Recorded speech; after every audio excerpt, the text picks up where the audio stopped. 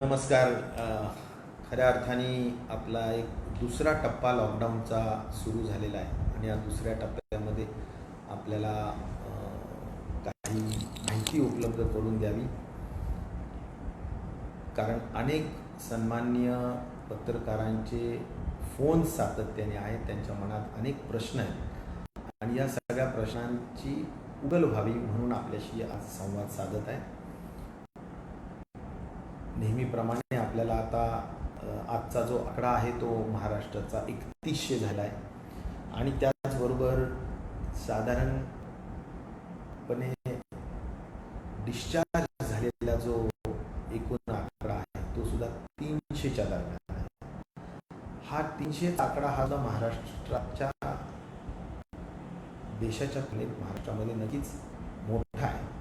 मी डिस्चार्जच्या अनुषंगाने सर्वप्रथम ज्या महाराष्ट्राच्या कोरोना ज्यांना झाला आहे, जे पॉझिटिव्ह आहे, ते 3,001 लोकांना मला विश्वास द्यायचा, याच्या कुटुंबाला विश्वास द्यायचा आणि जे कोणी सस्पेक्टेड असतील किंवा जे कोणी आता संशयित असतील आणि इन जनरलच ज्यांना काही सिम्पटम्स किंवा लक्षणं आढळत असतील, या सर्वांनाच मला सांगायचं आहे, महाराष्ट्राच्या जनतेला सांगायचं आहे की बाबांनो, ह्याला घाबरून जाऊन चालत नाही, अजिबात घाबरून जाऊन चालत नाही.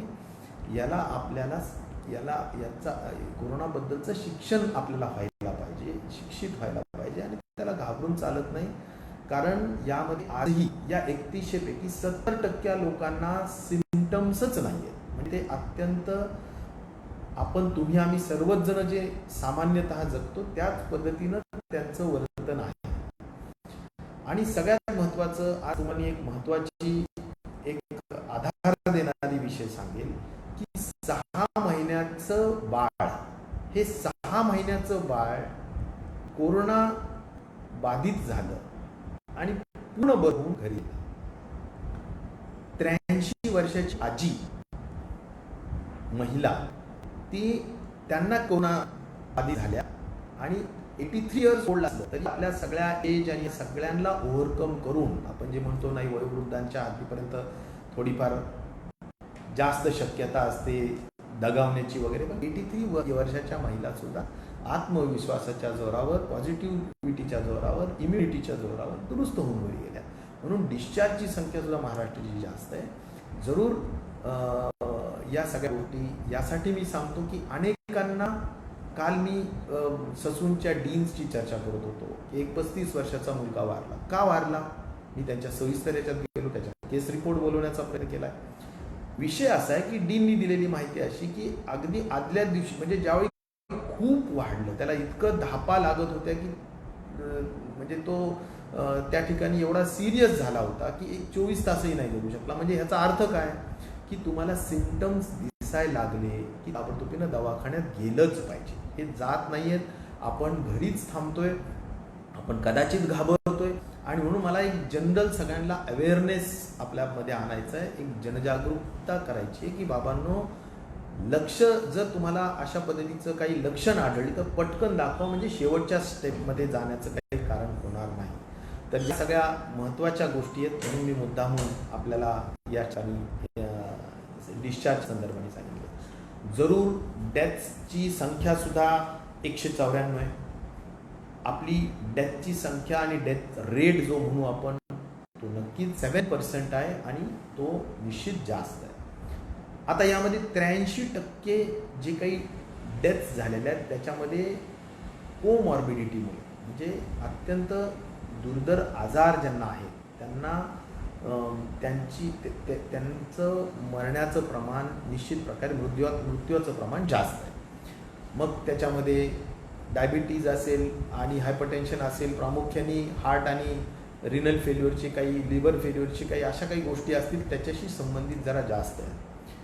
तर म्हणून या संदर्भात आता काय केले सरकारने, 2 महत्त्वाच्या गोष्टी केल्यात की डेथचं ऑडिट करायचं. प्रत्येक मृत्यू झालेल्या व्यक्तीचं ऑडिट होणार आणि डॉक्टर सुपेनच्या अध्यक्षतेखाली ती कमिटी गठीत करण्यात आलेली आहे. त्यामुळे प्रत्येकाचा केस पेपर, ॲडमिट झाल्यापासून तर मृत्यू घोषित करण्यापर्यंतची संपूर्ण टेस्ट, काय झालेलं आहे, या सगळ्यांची गोष्टी आता आपल्याला कळणार आहे. त्यामुळे त्यांचं होईल. एवढंच नाही तर ट्रीटमेंट प्रोटोकॉल काय असावा, त्यासाठी सुद्धा एक टास्क फोर्स करण्यात आलेला आहे. एक्सपर्ट कमिटीचा एक ग्रुप करण्यात आलेला आहे. त्यामुळे डॉक्टर ओकची कमिटी आहे आणि एक अशी कमिटी आहे की म्हणजे या सगळ्या माध्यमातून एक्सपर्ट्सच्या अनुषंगाने मी मुद्दाम नाव वाचून दाखवेल का, 1-2-3 डॉक्टर उदवाडी आहेत मुंबईचे हिंदुजा हॉस्पिटलचे, डॉक्टर नितीन कर्णिक आहेत लोकमान्य टिळकचे, डॉक्टर वसंत नागवेकर आहेत, डॉक्टर केदार तोरसकर आहेत वोराचे, डॉक्टर ओम श्रीवास्तव आहेत कस्तुराचे, डॉक्टर शशांक जोशी आहेत, त्याचबरोबर डॉक्टर पंडित आहेत फोर्टिसचे. ही जी काही 7 व्यक्ती आहेत, या 7 व्यक्तींची एक कमिटी आजच आपल्या डिपार्टमेंटनी, पब्लिक हेल्थच्या डिपार्टमेंटनी ती कमिटीचं आत्ताच या सेकंदालाच आपण त्याचा एक GR काढलेला आहे. उद्देश एकच आहे की महाराष्ट्रभरामध्ये कोणत्याही हॉस्पिटलमध्ये जिथे कोविड पेशंट ॲडमिट आहे आणि कोणताही सल्ला पाहिजे असेल डॉक्टर्सला, तिथे त्यांना कोविड पेशंटला ट्रीटमेंट करत असणाऱ्या डॉक्टर्सला, तर या एक्सपर्ट कमिटीचे नंबर्स हे त्यांना त्या ठिकाणी हॉस्पिटल्सला देण्यात आलेले आहेत. ट्रीटमेंट करत असणाऱ्या डॉक्टर्सला देण्यात आलेले आहेत. त्यांना जो पाहिजे असेल तो एक्सप्रेस सल्ला, रिअल टाईम सल्ला ते या डॉक्टर्सकडून घेऊ शकतो, जेणेकरून कोमॉर्बिडिटीची जी काही आपली आता आपण म्हणतो की कोमॉर्बिडिटीमुळे संख्या वाढते, तर हा कोमॉर्बिडिटीचा एक महत्त्वाचा प्रश्न ॲड्रेस करण्याचा प्रयत्न या निमित्ताने करण्याच्या दृष्टिकोनातून केलेला आहे. त्यामुळे मृत्यूदर कमी व्हावा या दृष्टिकोनातूनचे महत्त्वाचे उपाययोजना या ठिकाणी केल्या. काहींवर कारवाई पण करण्याची गरज पडते. पुण्यामध्ये ससूनमध्ये जरा जास्त संख्या वाढली होती, तर तिथेही आपल्याला काही योग्य पद्धतीनं ॲडमिनिस्ट्रेशनमध्ये दुरुस्ती करण्याचं कामही तत्परतेने करण्यात आलेलं आहे. त्यामुळे या सगळ्या गोष्टींकडे लक्ष, एवढंच मला आपल्याला सांगायचं आहे. टेस्टिंगच्या हद्दीपर्यंत मी एवढंच सांगेल की टेस्टिंगमध्ये आपण एकूण देशामध्ये जेवढ्या टेस्टिंग होत आहेत त्यापैकी 20% टेस्टिंग आपल्या महाराष्ट्रामध्ये झालं आहे. आत्तापर्यंत मी महाराष्ट्राच्या जनतेला सांगेल 51,000 टेस्टिंग्स आत्तापर्यंत करण्यात आलेल्या आहेत आणि त्यामुळं 51,000 टेस्टिंग्समध्ये जवळजवळ 24,000 म्हणजे त्यातल्या 50% हे मुंबईत झालेले आहेत टेस्टिंग्स. आणि म्हणून टेस्टिंगचं प्रमाण आपलं नक्कीच जास्त आहे, परंतु टेस्टिंग्सच्या प्रमाणाच्या तुलनेमध्ये आपण जे काही पॉझिटिव्ह आलेले पेशंट आहेत ते समजा 2.5% आहे. यामध्ये प्रामुख्याने मला असं म्हणालं पाहिजे की हे टेस्टिंगचं प्रमाण आपल्याला आणखीन पण वाढवायचं आहे, कारण टेस्टिंगचे लॅब्स आत्तापर्यंत आपल्याजवळ प्रायव्हेट 15 आणि गव्हर्नमेंटचे 15 असे मिळून 30 आहेत. नवीन गव्हर्नमेंटचे आणखीन जे काही मेडिकल कॉलेजेसचे हॉस्पिटल्स आहेत तिथे आणखीन 6 आपण लॅब्स वाढवतोय, जेणेकरून आता एकूण गव्हर्नमेंटचे 15 + 6 21 आणि 15 अशी 36 टेस्टिंगच्या फॅसिलिटीज आपण उपलब्ध करतोय, जेणेकरून आणखीन जवळच्या जवळ त्या जिल्ह्याला जवळच्या जवळ टेस्टिंग उपलब्ध व्हावं. आणि टर्न अराउंड टाईम ज्याला म्हणतो आपण की टेस्टिंगचा स्वॅब घेतल्यानंतर त्याचा रिपोर्ट येण्यापर्यंतचा टाईम हा कमी व्हावा, हा त्यामागचा महत्त्वाचा उद्देश आहे. कारण तो जर कमी झाला तर त्या पेशंटला जर लवकर कळलं की आपण पॉझिटिव्ह आहेत निगेटिव्ह आहेत, तर आपल्याला त्याची काळजी पण अधिक फास्ट घेता येईल आणि त्यांचा संसर्ग होण्याचा जो धोका असतो तो सुद्धा आपल्याला त्या ठिकाणी टाळता येईल. आता टेस्टिंगमध्ये एक आहे की टेस्टिंग एका ह्याला एक किट लागते आणि म्हणून नवीन जे काही तंत्रज्ञान विकसित होतं आहे किंवा एक्सपेरिमेंट्स केले जात आहेत, त्या पूल टेस्टिंगचा सुद्धा आपण आता परवानगी ICMR कडून मागवलेली आहे. रॅपिड टेस्टिंगची परवानगी आपण ICMR कडून मागवलेली आहे, अद्याप मिळालेली नाही. पूल टेस्टिंगचा अर्थ असा की बाबा 10 सॅम्पल्स 20 सॅम्पल्स किंवा 30 सॅम्पलपर्यंत एकत्र आपल्याला त्यांच्यावर संशय एकत्र केलं आणि त्या एकत्रचा एकच सॅम्पल होईल आणि जर आपला अशा वेळेस जर का तो सगळा निगेटिव्ह झाला तर 25-30 सॅम्पल एकत्र सगळे निगेटिव्ह आल्यामुळे काय करता येईल की त्या 30 लोकांच्या वेगवेगळ्या टेस्ट घेण्याची गरज पडणार नाही. म्हणून आपल्याला स्पीड पण वाढेल, टेस्टिंग किट्सची उपलब्धता बऱ्याचदा कमी अधिक होत असते, केंद्र सरकार त्याचं देत असतं, त्यामुळे त्याचीही संवर्धन होईल आणि या नवीन तंत्रज्ञानाचा वापर सुद्धा त्या ठिकाणी चांगला करता येऊ शकेल. मला आपल्याला हे सांगायचं की अनेक आता जगभरामध्ये हे पॅन्डेमिक असल्यामुळे अनेक ठिकाणी काय प्रयोग होत आहेत. आता काही प्लाझ्मा थेरपी नावाचा एक प्रयोग आहे, त्याची पण आपण परवानगी केंद्र शासनाकडून किंवा ICMR कडून मागवलेली आहे. म्हणजे जे बरे झालेले पेशंट्स आहेत, आता जे 300 पेशंट्स बरे होऊन डिस्चार्ज झालेले आहेत त्यांच्या बॉडीमध्ये अँटीबॉडीज खूप असतात.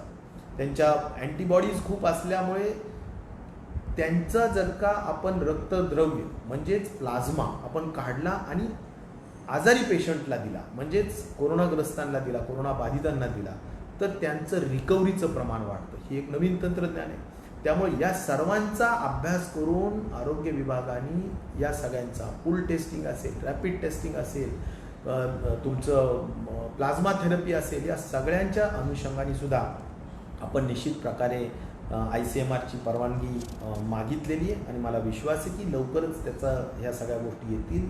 आपण त्याचा पाठपुरावा चांगल्या पद्धतीनं त्या ठिकाणी करत आहोत. मला या ठिकाणी आपल्याशा या सगळ्या संबंधात एक नक्कीच आहे की प्रिपेअर्डनेस प्लॅन हा नेहमी जो आपला असतो त्यामध्ये सुद्धा मी एवढंच सांगेल की आपण सगळ्या परिस्थितीला सक्षमपणे तयार आहोत. PPE किट्स, N95 राज्य सरकारने मोठ्या पद्धतीनं घेण्याचा प्रकार आपण करतोच आहोत.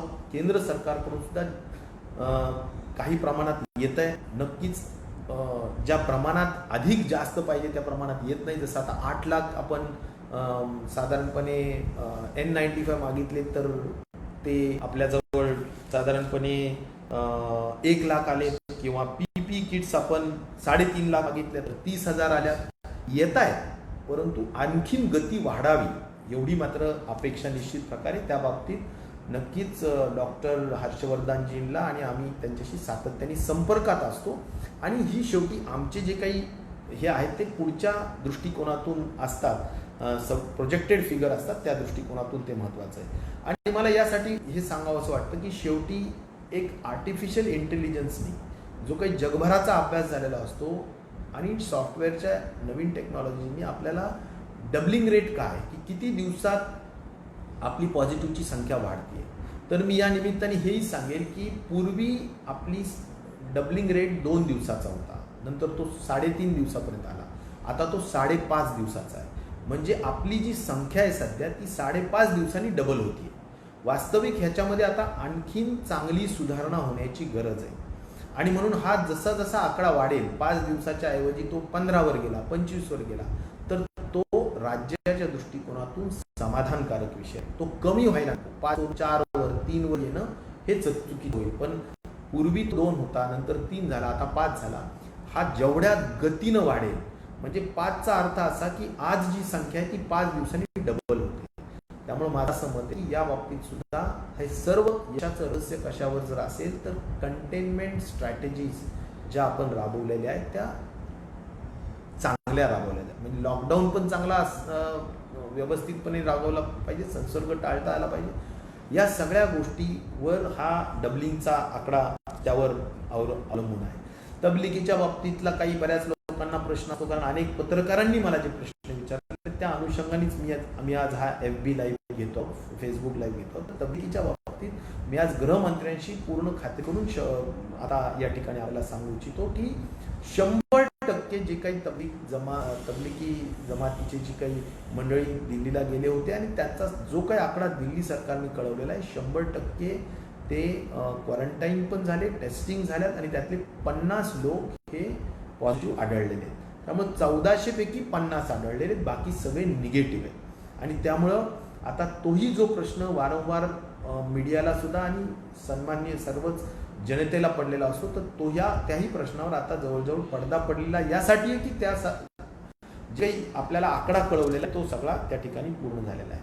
मी शेवटी एवढंच सांगेन, फार अधिक बोलून वेळ घेण्यापेक्षा, की लॉकडाऊन हा आता वाढलेला आहे. आपल्याला सगळ्यांनाच माहिती आहे की 20 तारखे 3 फेब्रुवारीपर्यंत वाढवलेला आहे. परंतु 20 तारखेच्या नंतर बऱ्याच त्यामध्ये आपण शिथिलता निश्चित प्रकारे केंद्र शासनाच्या ज्या डायरेक्टिव्ह झालेल्या आहेत, गाईडलाईन झालेल्या आहेत त्यामध्ये देतो आहोत. ते आता अधिकृतपणे त्याच्या ज्या काही इंडस्ट्रीज चालू करायच्यात लॉक इनमध्ये त्या करायच्या, परंतु मग त्या कशा कराव्यात, तर त्यासाठी आमच्या पब्लिक हेल्थ डिपार्टमेंटच्या गाईडलाईन्स असतात की बाबा तुमचे जे काही कमीत कमी कामगार असावे ते कामगार आतमध्येच असावेत किंवा तुमच्या ॲडजस्टंट म्हणजे तुमच्या कॅम्पसच्या जवळच असावेत.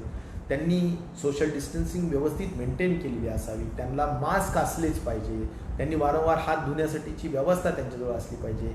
उद्योगपतींनी त्यांच्यासाठी जे उद्योजक उद्योजक असतील त्यांनी कुठल्याही परिस्थितीत सॅनिटायझर्सची उपलब्धता करून दिली पाहिजे. अशा ज्या काही महत्त्वाच्या गोष्टी आहेत, काही ठिकाणी ग्लोव्ज वापरले पाहिजे, या अनेक गोष्टी आहेत. ह्या सगळ्या मला वाटतं आपण करण्याची गरज आहे. आणि म्हणून लॉकडाऊनमध्ये आता जी शिथिलता 20 तारखेच्या नंतर दिली जाईल त्यामध्ये इसेन्शियल सर्व्हिसेसच्या अनुषंगानेच असेल. बाकीच्या लॉकडाऊन स्ट्रिक्टच असणार. त्यामध्ये गॅदरिंग नाही, पब्लिक गॅदरिंग्स नाही, धार्मिक गोष्टीच्या कुठल्याही बाबी नाही आहेत, शाळा कॉलेजेस वगैरेचा विषय नाही आहे. परंतु ज्या इसेन्शियल किंवा अत्यावश्यक सेवा आणि या बाबतीतला जो काही थोडीफार शिथिलता राहील किंवा काही उद्योगधंद्याच्या विषयी किंवा शेतीच्या संदर्भातील काही शिथिलता राहील, त्या बाबतीत सुद्धा SOPs असणार आहेत, म्हणजे स्टँडिंग ऑपरेटिंग प्रोसिजर्स असणार आहेत की काय असावं, कसं असावं. त्यामुळे मला वाटतं की या सगळ्या संदर्भातील ज्या गोष्टी त्या सांगितल्या जातील. पुन्हा आपल्याला काही महत्त्वाच्या अपडेट्स असतील तर निश्चित प्रकारे आम्ही कळवूच. परंतु शेवटी एकच यामधला एक रामबाण इलाज आहे, तो म्हणजे मी स्वतःचा रक्षक, मी घरी थांबणार, कोरोनाला हरवणार. या विरुद्ध वाक्याशिवाय दुसरा उपचार नाही, दुसरा उपाय नाही. आणि म्हणून आपल्या सर्वांना नम्रतेचं आव्हान आणि विनंती आहे की आपल्या सरकारच्या दिलेल्या निर्देशाला अनुपालन करा, त्याचं निश्चित प्रकारे आपण सगळ्यांनी पालन करावं, एवढीच आपल्याला नम्र विनंती करतो. धन्यवाद.